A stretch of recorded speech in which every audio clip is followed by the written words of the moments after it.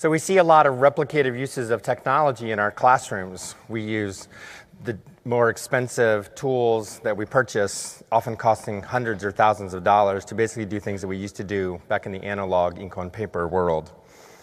One of the problems is that we haven't fundamentally shifted our learning and teaching paradigm. We're still primarily focused on recall and regurgitation rather than something deeper and more complex.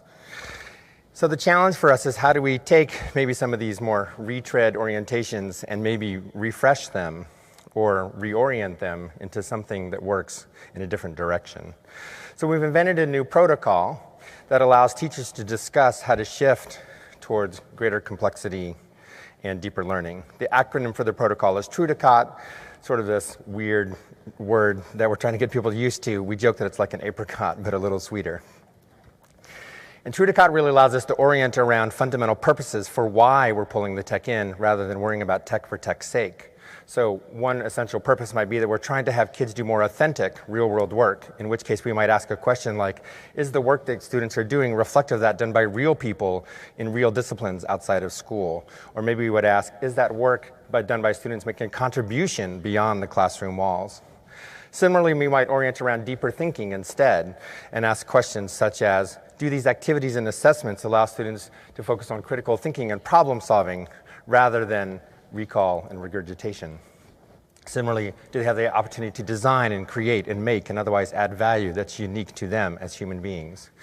An orientation around agency might allow teachers to ask questions such as, who's primarily driving the work time, or who's the primary user of the technology? Similarly, an orientation around communication, we might ask something like, do they get to communicate with peers in another school? Or around collaboration, where we ask, do they get to work with outside experts? But the real power of TrueDeCot is not in just the reorientation, but in the redesign. We can take that question around agency, for example, and say, if the primary driver of the work time is the teacher, what if we want it to be students instead? How would we redesign this to get there?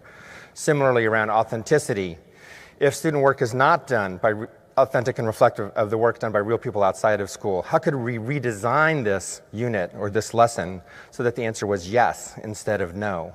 And that's really where we're seeing the power in the protocol as we work with teachers. Classroom redesign is pretty complex work. It makes many of us want to retreat. Some of you may even want to retire. But we have opportunities to rethink what we do and redo what we do. And so we're hoping that for those of you who are ready to renew and refresh and reframe, remember TrueDeCot. Thank you.